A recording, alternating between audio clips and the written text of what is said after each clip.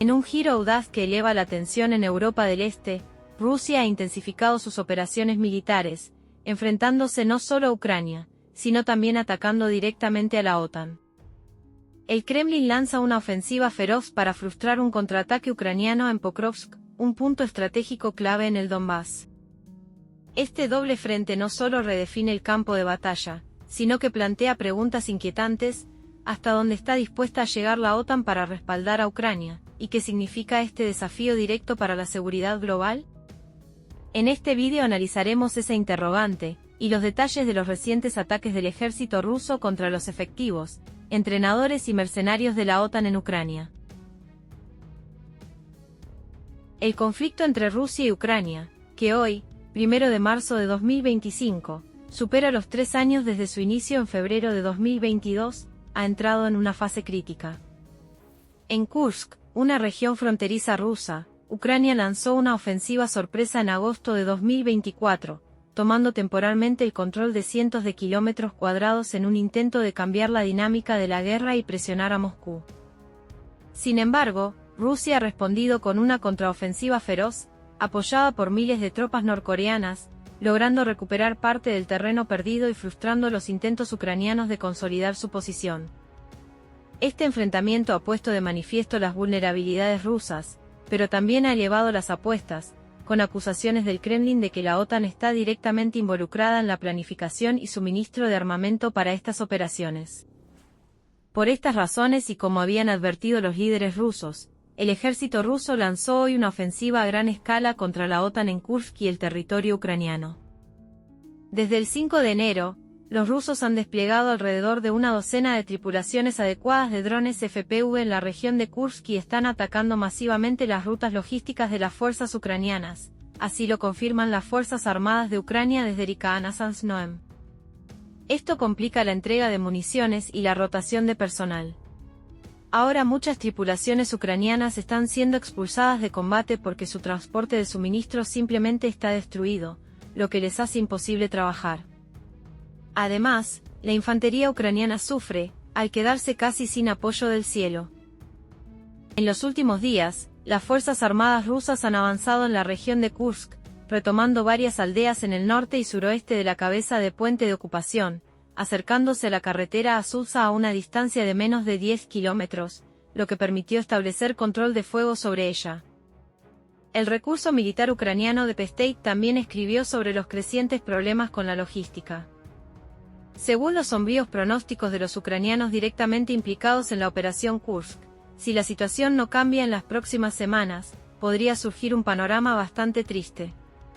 Y para complicar las cosas, el ejército ruso lanzó hoy ataques devastadores contra las posiciones ucranianas en Kursk, donde se encontraban efectivos y equipo militar de la OTAN, así como soldados de élite de Ucrania.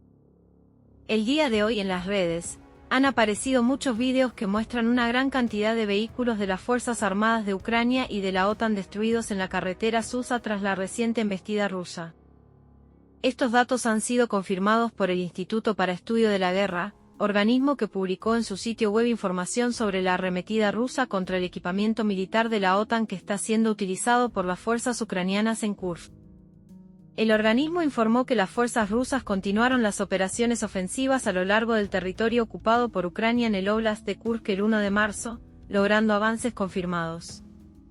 El instituto indicó que las fuerzas rusas continuaron atacando al noroeste de Sudzha cerca de Lebedevka y al norte de Sudzha cerca de Malaya Lonia, Viktorovka y Novaya Sorochina desde el 28 de febrero hasta el 1 de marzo.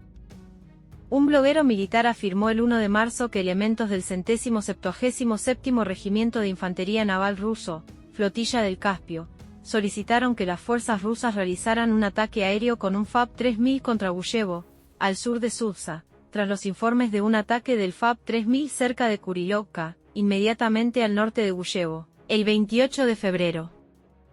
Las fuerzas rusas continúan atacando en el norte de la región de Sumy, cerca de la frontera internacional, principalmente las posiciones donde, según la inteligencia rusa, se albergan los entrenadores de la OTAN y su equipo militar.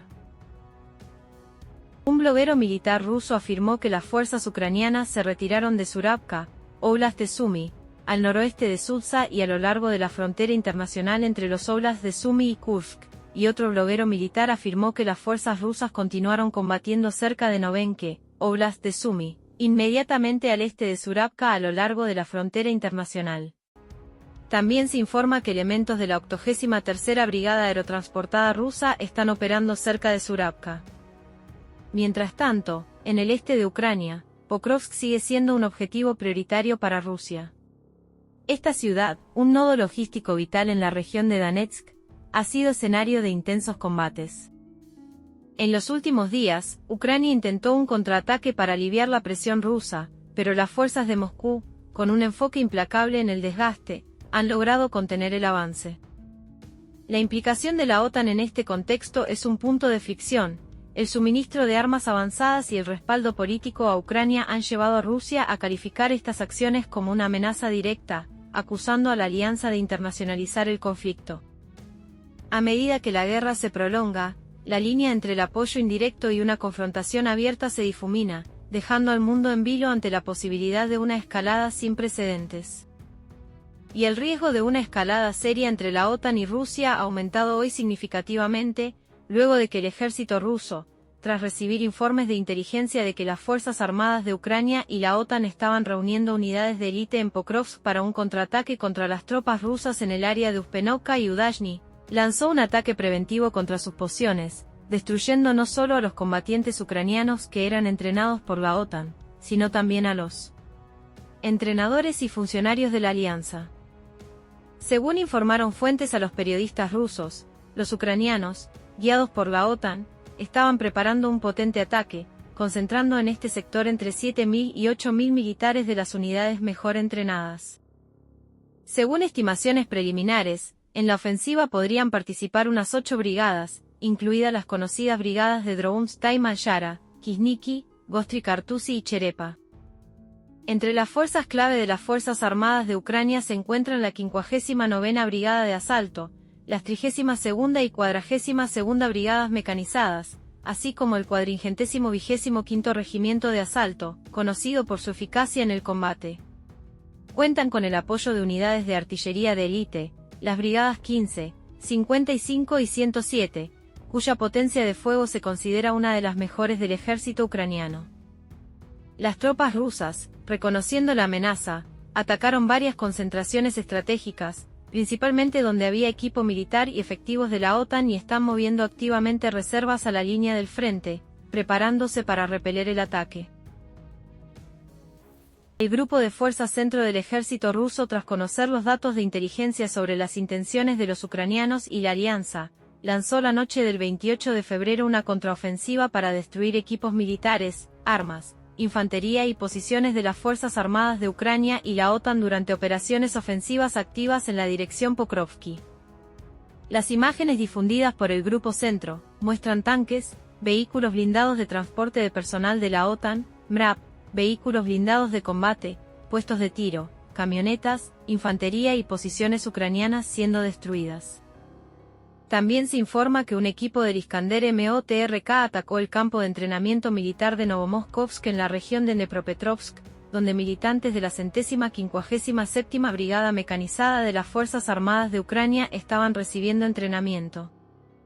Como resultado del ataque, murieron hasta 150 nazis ucranianos, incluidos hasta 30 instructores extranjeros de la OTAN. Según las fuentes, las Fuerzas Armadas de Ucrania han concentrado alrededor de 55 batallones en la zona, lo que indica la magnitud de la situación. Los asentamientos de Uspenovka y Udachnoye, que están en el centro de atención, ya están parcialmente rodeados desde el sur, lo que los hace estratégicamente importantes para ambos lados. El contraataque aparentemente tiene como objetivo cambiar el rumbo en la dirección de Pokrovsk, donde las fuerzas rusas han demostrado un progreso significativo en las últimas semanas, amenazando centros logísticos clave de las Fuerzas Armadas de Ucrania.